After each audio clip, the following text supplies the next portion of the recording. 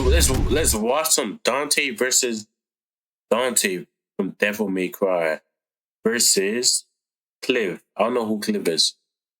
I've never seen this guy a day in my life before. Maybe I probably have.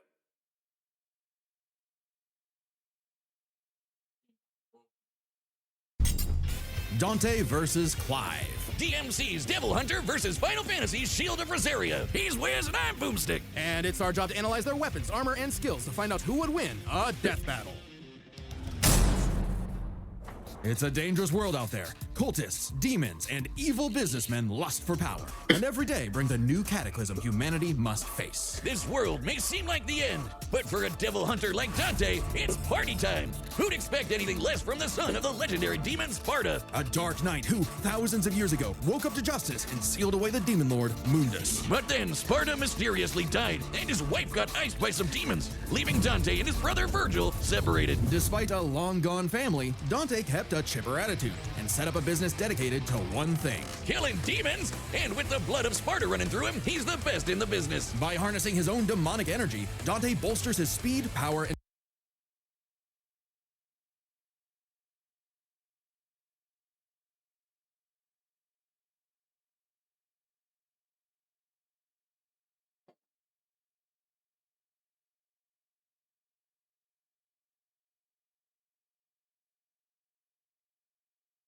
On my days, bro.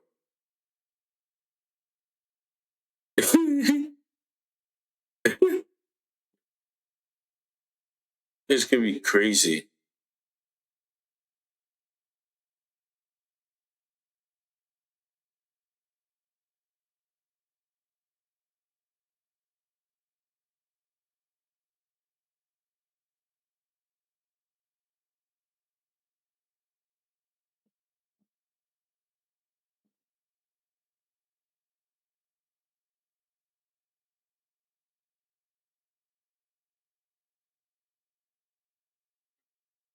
Hey,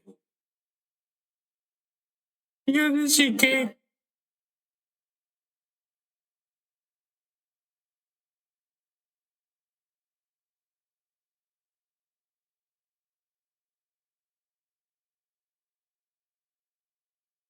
Gonna put the Yes King audio with it.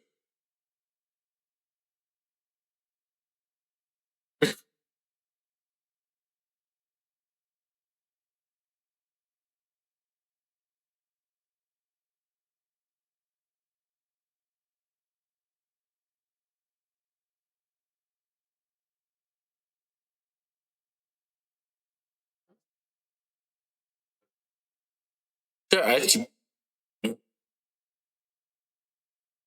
for some reason, I don't want to do it now. Victor, yo, for some reason, I don't want to do it now. Put the Yes King audio over this shit. It actually feels weird. Listen, like literally, what the fuck? It feels weird.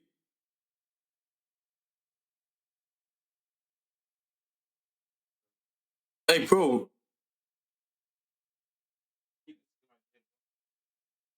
what the fuck? Like, it's gonna be weird. I literally, okay, like, bro, let me actually say something.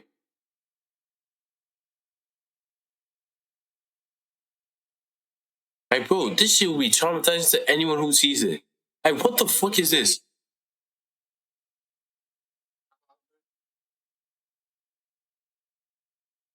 Please, bro. Yo, it starts up regularly.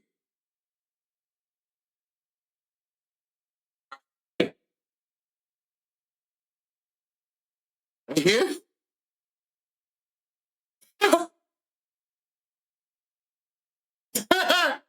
Oh my days, bro.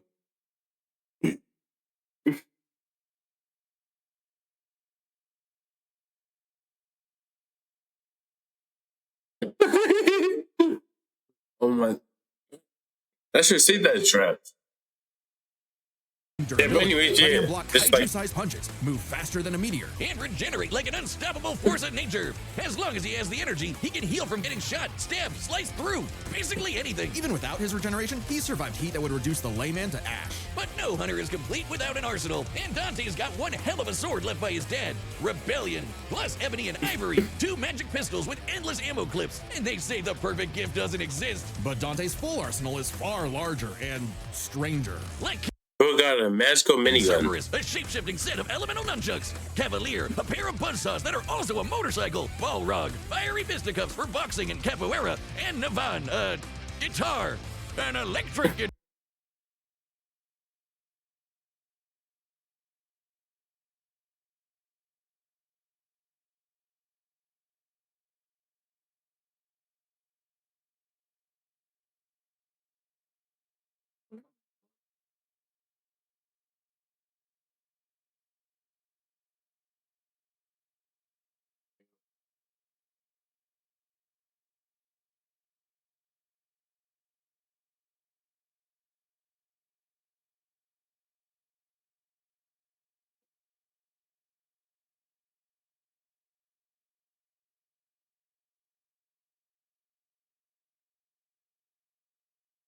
There's also Lucifer, a backpack of endless laser swords that Dante got after slaying. Actually, we never see how he beat Lucifer. Yeah, you know someone's a badass when they off-screened the actual devil. Then there's my fave, Dr. Faust, a sentient head that turns Dante into basically Orville Peck. Oh, it shoots crystallized demon blood. Dante needed this and much more when he got a warm welcome from the brother he thought long dead. Snow. In a twist of fate, Virgil was alive, but went down a very different path.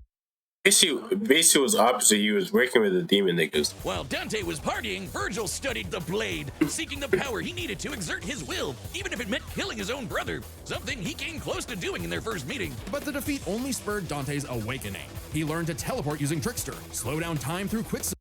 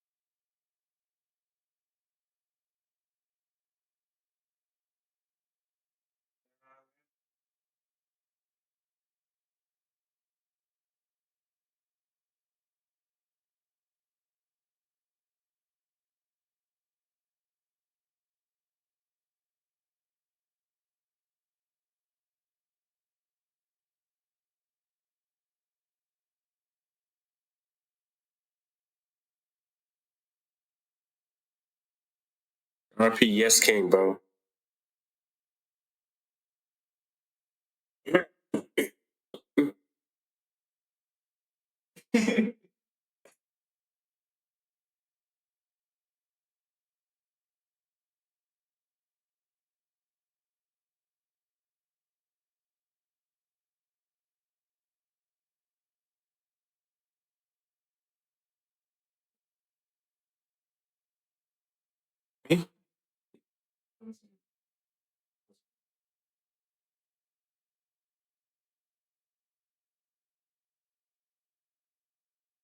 Yes, I did hear it.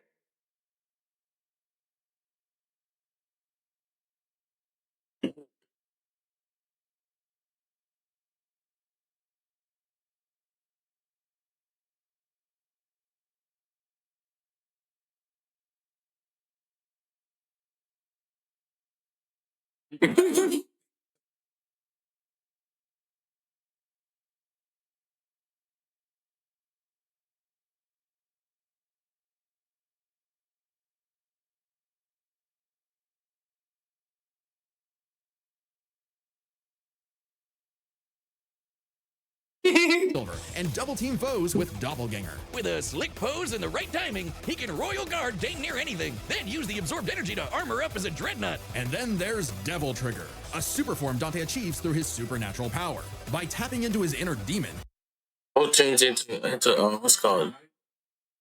What's the name?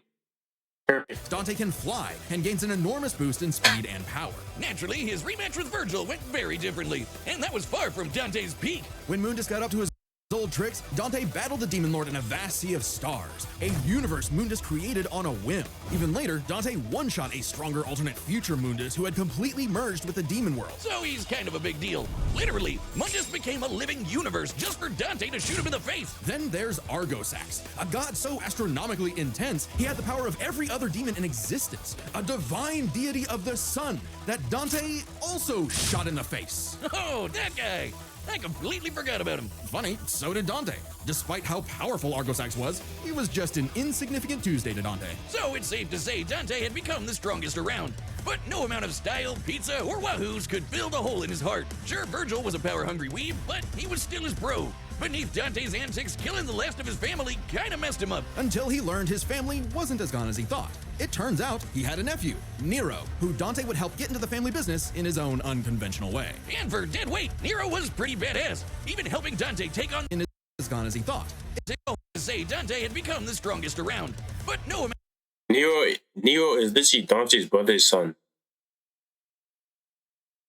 This who he of is. style, pizza, or wahoos could fill the hole in his heart. Sure, Virgil was a power-hungry weeb, but Dante's got one hell of a sword left by his dad. An apocalyptic demon tree. Despite how powerful Argosax was, he was just an insignificant Tuesday to Dante. So it's safe to say Dante had become the strongest around.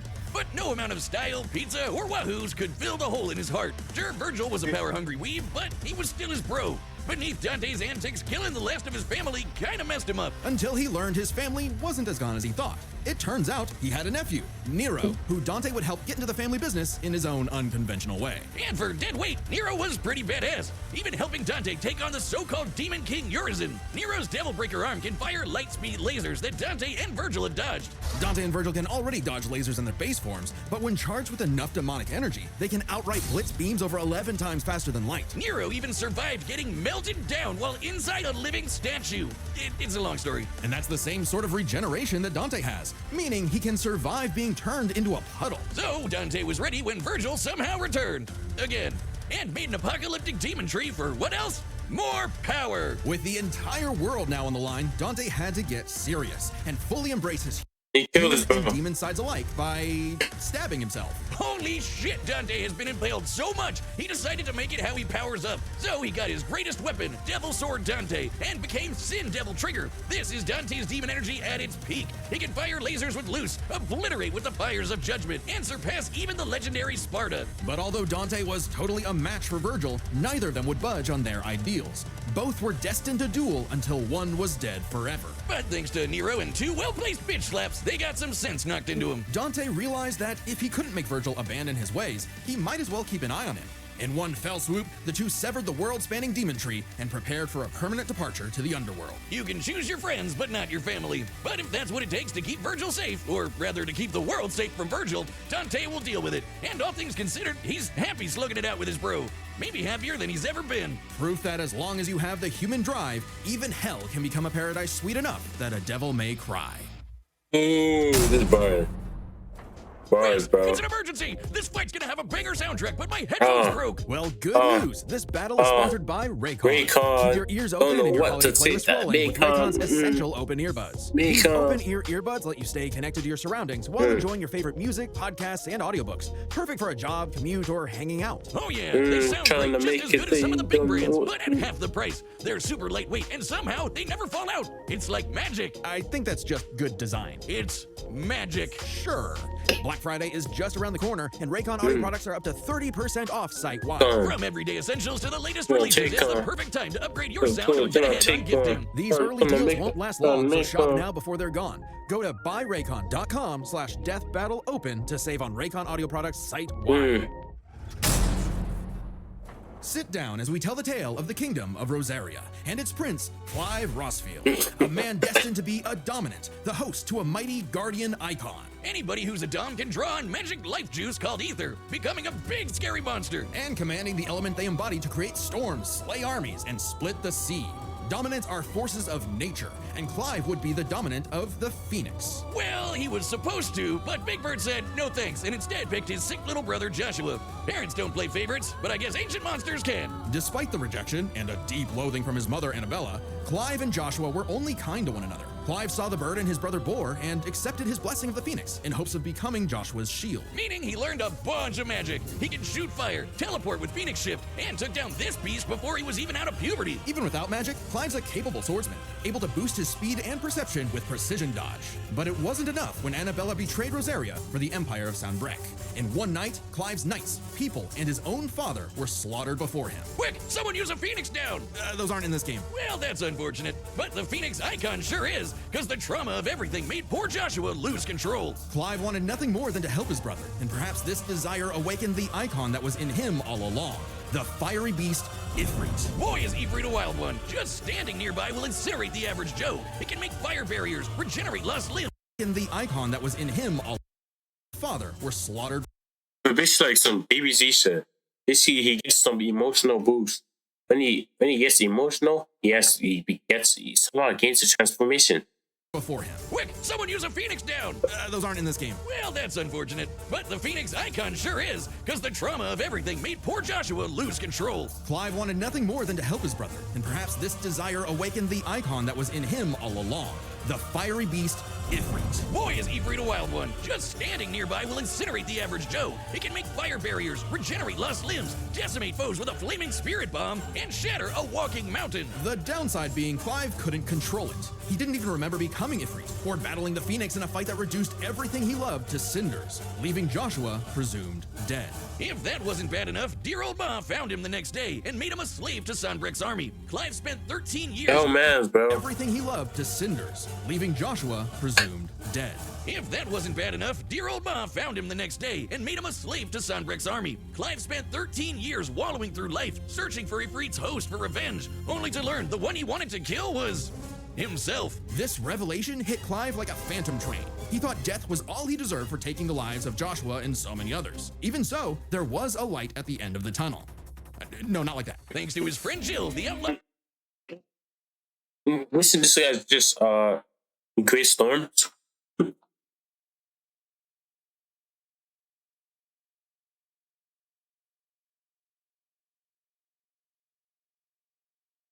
Don't make it weird. Because literally, I see lightning, and what next do I think storm. Storm, like Wolverine, that storm. So basically, I'm not wrong if you think about it. Lightning storms comes before lightning. Lightning does not come before storm. Unless it's the Flash.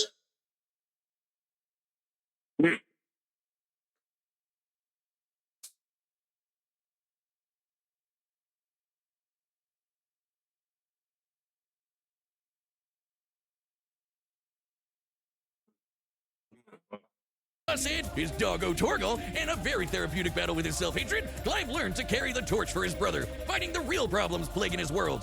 Just watch. His brother is not even dead. He just did all that just for doing it.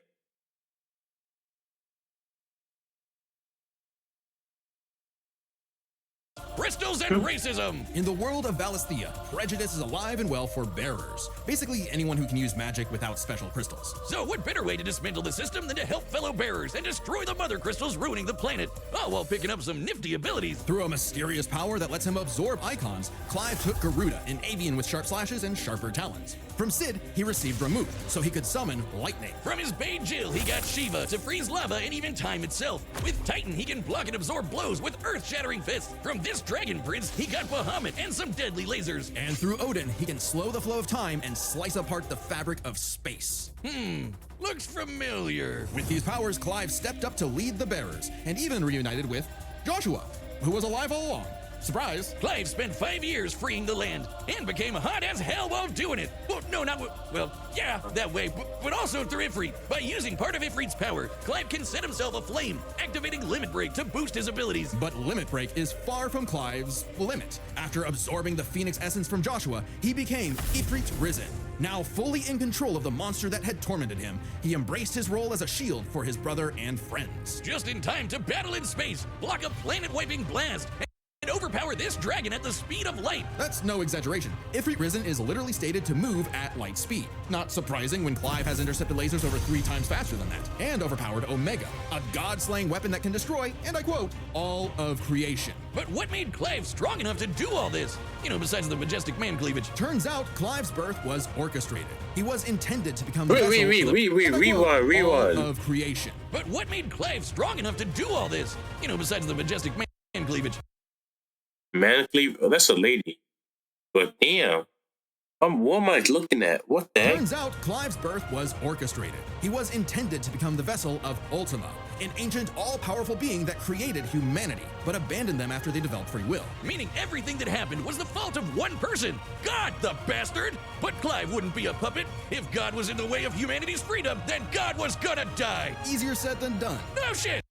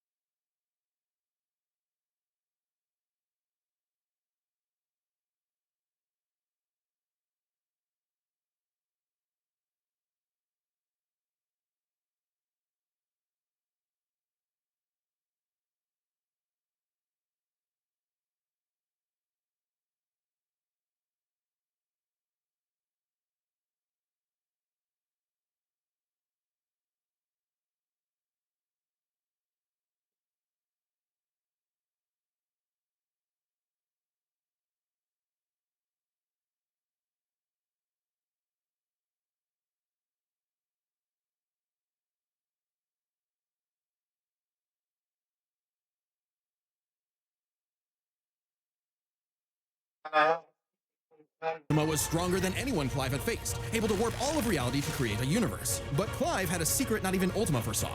Over his journey, he developed a special state of mind, Logos. AKA someone powered by human will and the bonds of consciousness with others. Okay, that sounds like anime friendship crap, but trust me, it made Clive a badass who could surpass his limits, getting stronger over the course of just one fight. So much so that, despite struggling against Ultima initially, by the end of the fight, Clive took out Ultimalius, a more powerful amalgamation of Ultima and his entire species, all while Clive was in his base form. Ultima literally became Ultima squared, but Clive still kicked his ass. Using his bonds with his brother, his friends, and his unbridled will, Clive killed God in a giant 999,999 damage punch! Okay, so it really was the power of friendship after all. Man, this guy's got a future in shonen. Well, except we don't really know what happened to Clive. Whether he lived or died, though, doesn't really matter. It was his journey and the world he created that made his life. I don't actually see the lore of that whole game. I want to see the lore. Meaningful. Clive's dream of a future where everyone can live and die on their own terms had become a reality. And his stories were written up in a book by a certain Joshua Rusfield, which he titled Final Fantasy. So is he immortal? Like, did he die still? she titled 199. Despite struggling against Ultima initially, by Stronger. Shit. If is literally stated to move at light speed. Not surprising when Clive has intercepted lasers over 3 times faster than that, and overpowered Omega, a god-slaying weapon that can destroy, and I quote, all of creation. But what made Clive strong enough to do all this? You know, besides the majestic man cleavage. Turns out Clive's birth was orchestrated. He was intended to become the vessel of Ultima, an ancient, all-powerful being that created humanity, but abandoned them after they developed free will. Meaning everything that happened was the fault of one person. God, the bastard! But Clive wouldn't be a puppet. If God was in the way of humanity's freedom, then God was gonna die. Easier said than done. No shit! Ultima was stronger than anyone. So literally disabled his transformation. Then God was gonna die. Easier said than done. No shit! Ultima was stronger than anyone Clive had faced, able to warp all of reality to create a universe. But Clive had a secret not even Ultima foresaw. Over his journey, he developed a special state of mind, Logos. AKA someone powered by human will and the bonds of consciousness with others. Okay, that sounds like anime friendship crap, but trust me, it made Clive a badass who could surpass his limits, getting stronger over the course of just one fight. So much so that, despite struggling against Ultima initially, by the end of the fight, Clive took out Ultimalius, a more powerful amalgamation of Ultima and his entire species, all while Clive was in his base form. Ultima literally became Ultima squared, but Clive still kicked his ass. Using his bonds with his brother, his friends, and his unbridled will, Clive killed God in a giant 999,999 damage punch. Okay, so it really was the power of friendship after all. Man, this guy's got a future in shonen. Well, except we don't really know what happened to Clive, whether he lived or... Just imagine that was the illusion. He didn't. Well, his brain, but his brain decided to create a scenario of him surviving. What if when he, the quote unquote God, basically went like that, he already killed him, but his brain was trying to cope with it, trying to form a story that he won. Basically, or maybe that basically put him in some genjutsu. That's possibilities. Just think about it. It's just like what's it called Demon Slayer. That the guy with the hand. He basically put him in some genjutsu. Basically sleep genjutsu. They sleep forever, but they somehow got out of it. Think about it. Let's think. What if they did not escape it? They're still in the dream world. This whole thing, them killing Muzan, Kokushibo, all of them, their quote unquote good ending. What if they're probably still in the dream world and Tanjiro is basically seeing them winning, even though they're still in the dream world. That would have been better ending. What do you think about it? died, though, doesn't really matter. It was his journey and the world he created that made his life meaningful. Clive's dream of a future where everyone can live and die on their own terms had become a reality. And his stories were written up in a book by a certain Joshua Rusfield, which he titled Final Fantasy. Dude. The battle's coming up next, so call your winner now, folks, just like our sponsor, DraftKings. The NBA season tips off, and so does DraftKings' newest fantasy game. DraftKings Pick 6 is the easiest way to play for big wins, with every possession giving you a shot. Here's how. Just pick more or less on 2 or more stats and unlock the upside every game brings. Oh, also, new DraftKings customers score $50 worth in bonus picks with just a $5 entry on your first pick set. Don't just watch basketball, cash in. Download the DraftKings Pick 6 app now and use code DEATHBATTLE. That's code DEATH. I know who I think wins. The other guy who fought. Actually, no. One has instant regeneration. I'm gonna pick both. I think I can do that. I'm picking both. There's no way I'm losing again. Hell no. Battle. Play just $5, get 50 in Pick 6 bonus picks. Make the call. Ride the upside. In partnership with DraftKings Pick 6. Gambling problem? Call 1-800-GAMBLER. Help is available for problem gambling. Call 888-789-7777 or visit ccpg.org in Connecticut. Must be 18 plus. Age and eligibility restrictions vary by jurisdiction. Pick 6 not available everywhere, including New York and Ontario. Void where prohibited. One per new customer. Bonus awarded as or visit ccpg.org in Connecticut. Must be 18 plus. Age and eligibility restrictions vary by jurisdiction. Pick 6 not available everywhere, including New York and Ontario. Void where Not available in New York and Ontario. Why is it always... See, all these niggas just be hating on Ontario and everything. First up, TikTok does not pay you if you're in Canada. What the flip? Why is that? That's one question. Prohibited. One per new customer. Bonus awarded as non-withdrawable Pick 6 bonus picks that expire in 14 days. Limited time offer. See terms at pick6.draftkings.com/promos. All right, the combatants are set, and we've run the data through all possibilities. It's time for a death battle!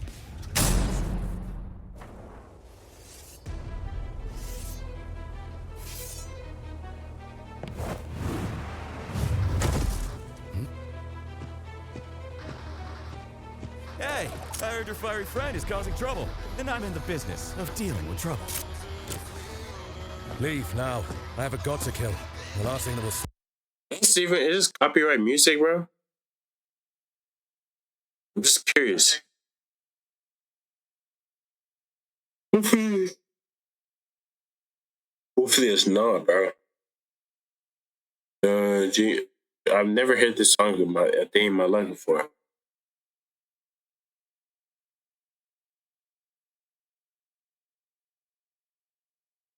Stop me as a demon.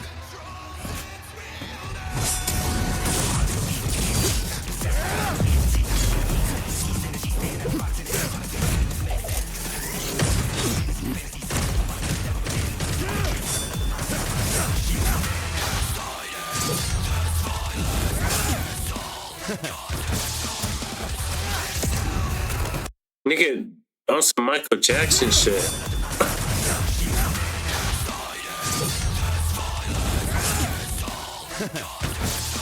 Did he let himself get stabbed? Oh, nigga pulled up with a counter attack.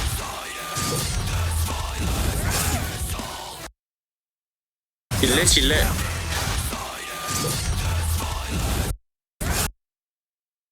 literally let himself get stabbed, bro. Don't you think that's crazy work? Well, just out there or farming. Oh, yeah, I can let myself get stabbed. Can you? You do the same? I'm that type of comment. Like, what? I know, there's some cocky ass nigga, bro.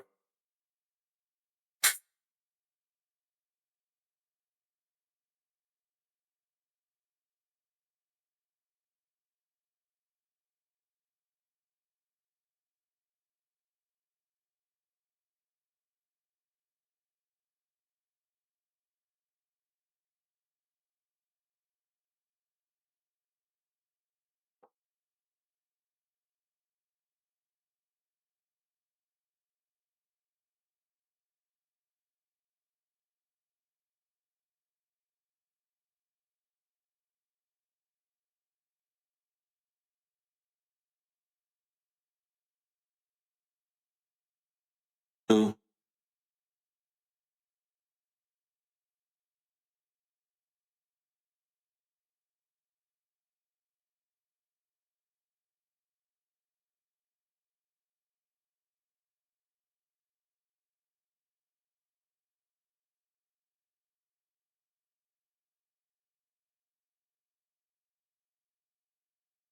What am I looking for?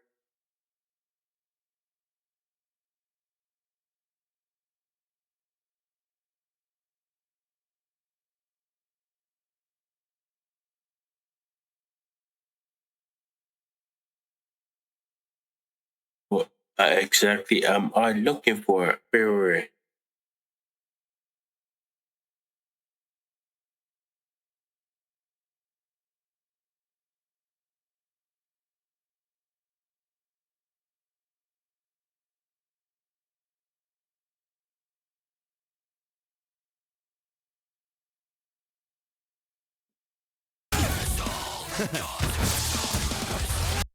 Michael Jackson counter. Hit the nigga with a counter attack. Hit it, bro. Block the shit. Oh, or I don't know what the heck he did.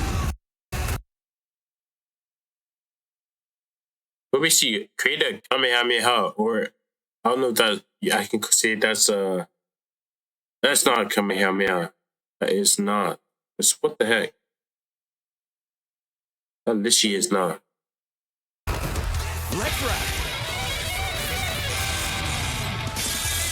Fancy yourself a bard? Wait, what staff was that? Fancy yourself a bard? Yo, do you know what staff that is? You know the thing from what's it called? What do you call it? Monkey Monk. Is it? I forgot the Song Wukong. Yeah, that's that. Or Goku's long staff. The one that can literally enlarge itself. Yeah, Song Wukong's basically weapon. That's, or it could be like, you know the thing from like what do you call it? What's the thing called? Uh from this thing. What is it called again? I think it's sure, I don't even know. Yeah, from God of War. Yeah. I think from God of War, literally. The staff that you can once you slam it on the ground, boom. It basically causes like some aura or some shit. That basically pushes people away. If you hit someone one time or throw it at person one time, it feels like eight basically hitting you. Maybe that's the same staff too. Since he can basically create anything. I think so. Maybe he thought of that. He's in one game. You can't think of another thing from another game though. That's the thing. That's the only problem. Boom. That shit landed.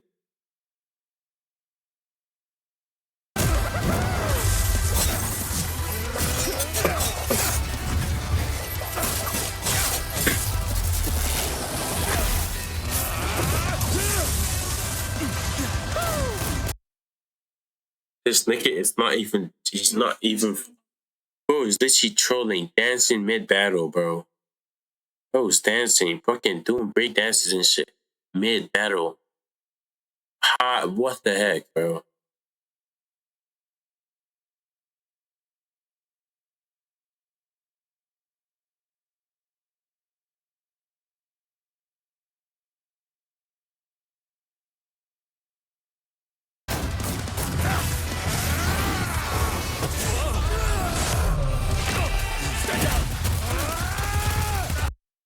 Damn. Bro did not even let him finish his whole dance. He was trying to aura farm dance, I got the moves and everything. Bro just grabbed this nigga while he's dancing. Grabbed him, pulled him to me. Hit him with I'm not gonna say right hook. No, not a right hook. A straight punch. That was a jab. That shit connected. Boom. All you hear.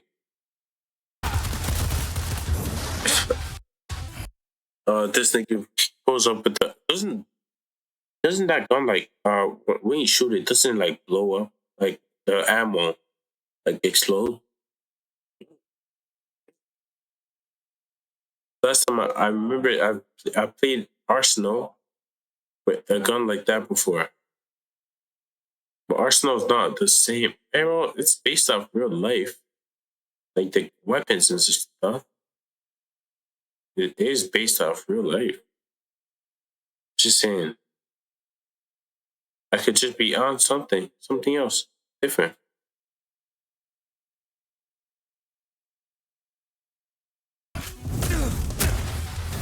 No hiding in the shadows anymore, Smoke.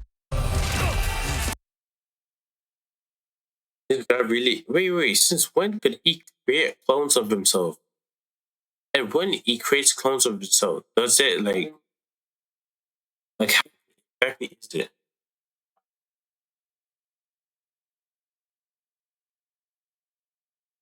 And when you create, does it have your same exact thing? And does it die quickly, or does it just stay regular? It's basically just you. I know it's the same person, but like I'm just. I don't know, bro.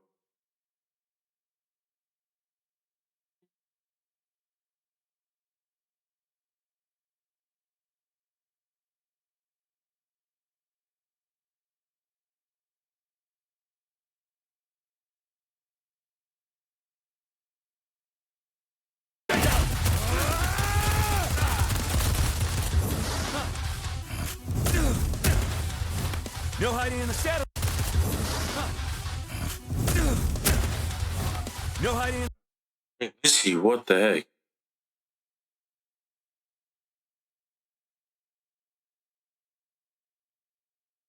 Mm.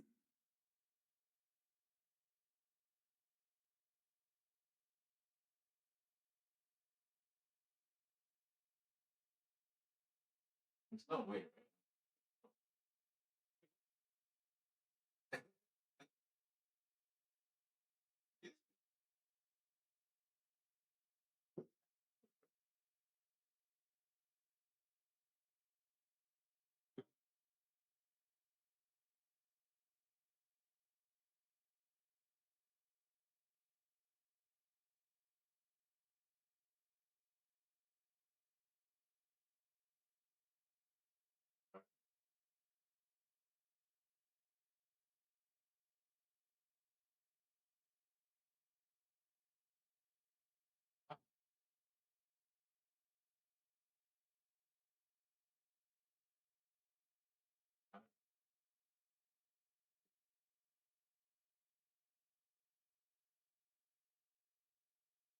In the shadows anymore, Smokey. We connected this shit and basically turned it into an RPG.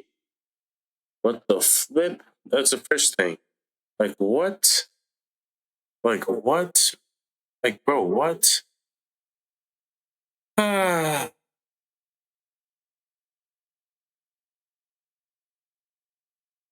No comment. Time to see the light.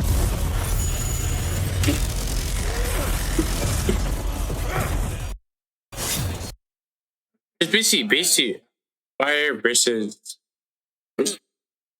some more fire too.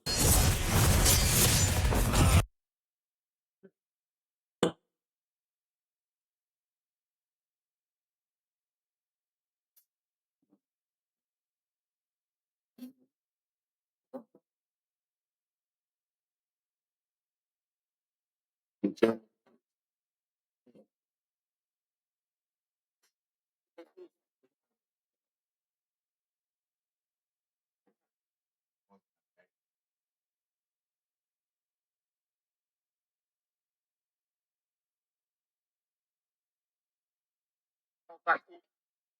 Oh, wait.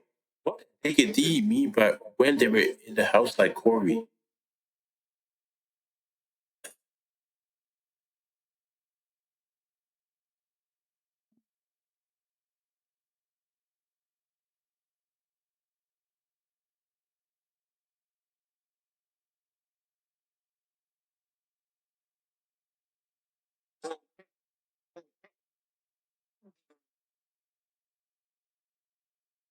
Yo, Naked D literally said in the house like Corey. I was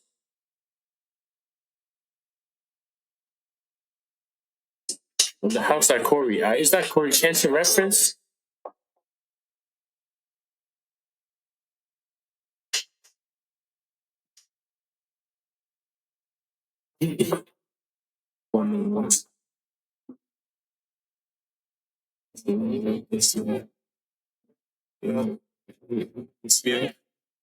It's real. I should just go piss me off. Hell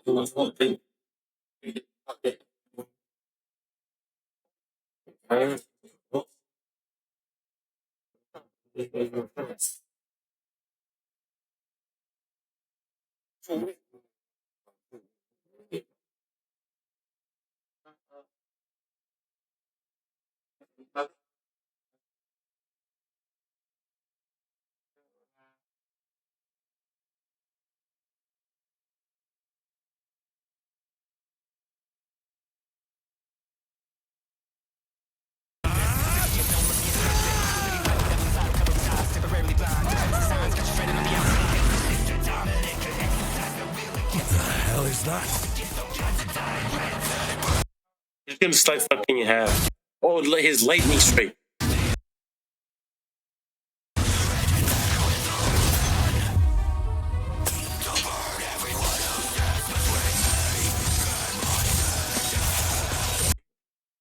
With this whole thing, they can literally make a whole game, bro. This would be so tough in a game.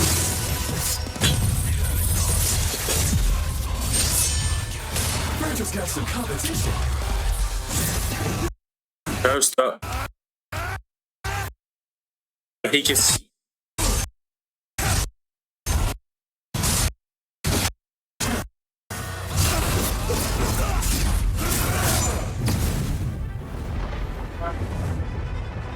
Still holding out on me. He's gonna use his transformation. Let's see what your monster can really do. So the devil cries for more. Let's give him everything we've got. Joshua!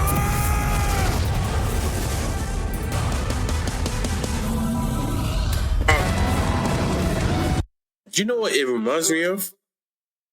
You know, God from Berserk? It literally reminds me of God. Nosferatu's sword. So, even the weapons flaming. This is Berserk. This is what's called Guts vs. God, bro.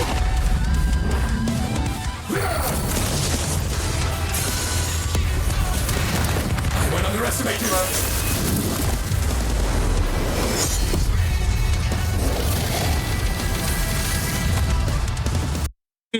Controllers, oh my days, bro. Even they have the controller thing too.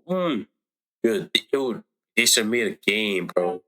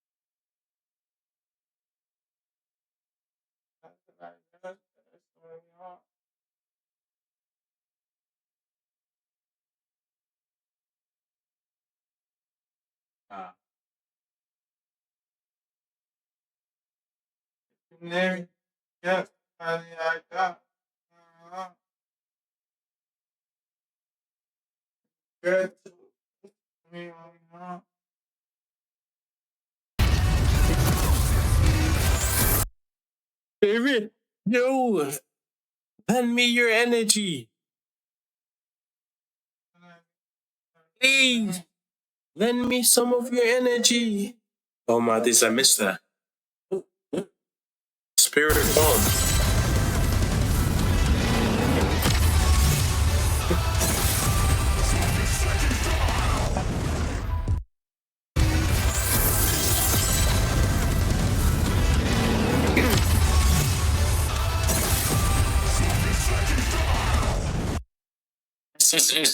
Yo, he's cooked.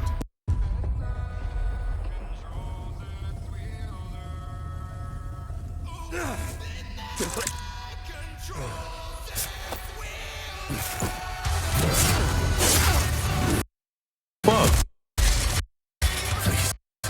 Just once.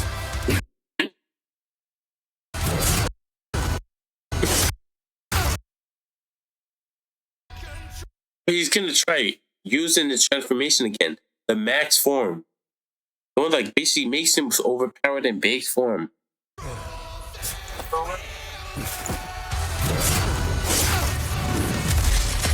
Yo, I thought that will slice him in half. Please. Just once. I need more. I need more power. It's in a bag, Smokey. Just like I need every.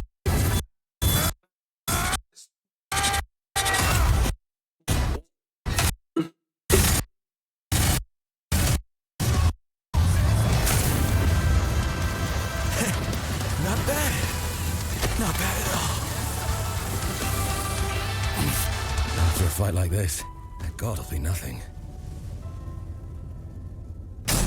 KO! Okay, that was a whole nother level of close, but I think we got the point. This was not an easy call to make. Dante and Clive matched each other so closely, it was hard finding a definitive advantage either had. This is best explained through 3 categories, starting with stats. Both Dante and Clive could easily beat up universe-busting threats. Mundus and Ultimalius could create universes at a whim, and Dante and Clive defeated them sans their own super forms. Dante and Clive could both consistently intercept lasers at faster than light speeds. And Dante could always amp up with Demon Juice to briefly outspeed Clive anyway. But Clive could match that by boosting his own speed and reflexes through precision dodge. Both were so beyond the pale that neither could definitively overpower the other. Still, given their crazy powers, you'd think one of their abilities would break the deadlock. Not so much. Dante and Clive could generally match each other blow for blow, be it to teleport, slow down time, flash freeze the other, block and absorb hits, etc. And Dante could survive the intense flames of Ifrit. He's dealt with heat like that before. Though Clive did not have a perfect match against Doppelganger, he did have more methods of manipulating time, both more reliable and abusable, in addition to defensive measures like Ifrit's barrier to fall back on to outlast powers like Doppelganger. But if their super forms evened out, any edge Clive could get from, say, Limit Break or Ifrit Risen, Dante could match with Devil Trigger or Sin Devil Trigger. In the end, both have answers to most of each other's powers, making it still anyone's. What's the other one now? Which is why it came down to one major factor: endurance. Just how long could these two keep at it? While Dante's super forms could undoubtedly keep up with Clive's, there is an emphasis in story and gameplay that they expend a lot of demonic energy. The longest Dante has battled in Devil Trigger against someone his equal is about 6 minutes, and abilities like Doppelganger, Quicksilver, and Sin Devil Trigger burn through it even faster. Clive's time in Ifrit Risen isn't limitless either, but it can last longer, fighting for tens of minutes if necessary. But given how close this match is, it's vital. If Ifrit Risen catches Dante outside of Devil Trigger, it's over. I know what you're thinking. Dante's crazy tough. His healing factor's way better than Clive's. Clive can regen lost limbs, sure, but Dante can heal from getting reduced to a puddle. Couldn't he just tank Ifrit's attacks? Well, yes, but also no.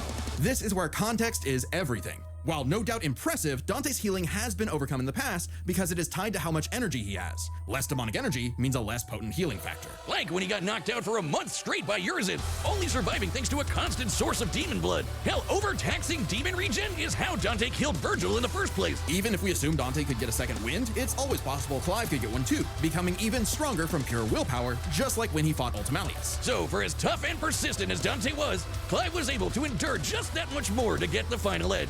The devil was in the details, but Clive's victory. Can you train your? You can probably train it, both of it. You can probably train it. Is no fantasy. The winner is Clive Rossfield. Next time on Death Battle. That's actually tough though, bro. Let's see what the comment says. Like damn.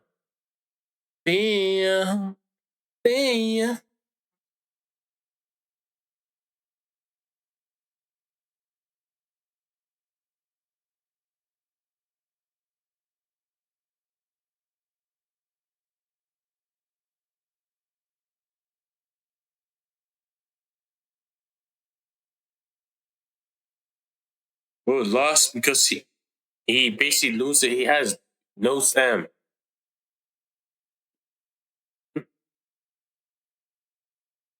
But he can still come back. They probably make good friends. Just fighting. A ticket to heck. Oh heck. Jackpot. Who's gonna go there and come back? I'm like, damn, this shit was actually entertaining. God damn. Liking it. Why the hell did 2K people dislike it? Leaving Joshua podcasts and audiobooks at light speed. Struggling against Ultima initially. Gambling problem?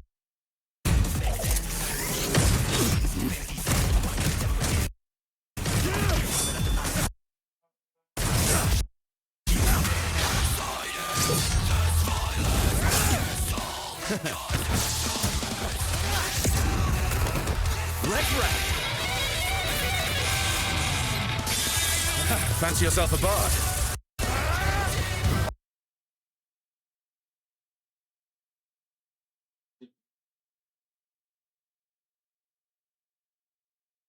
This was fun. Damn.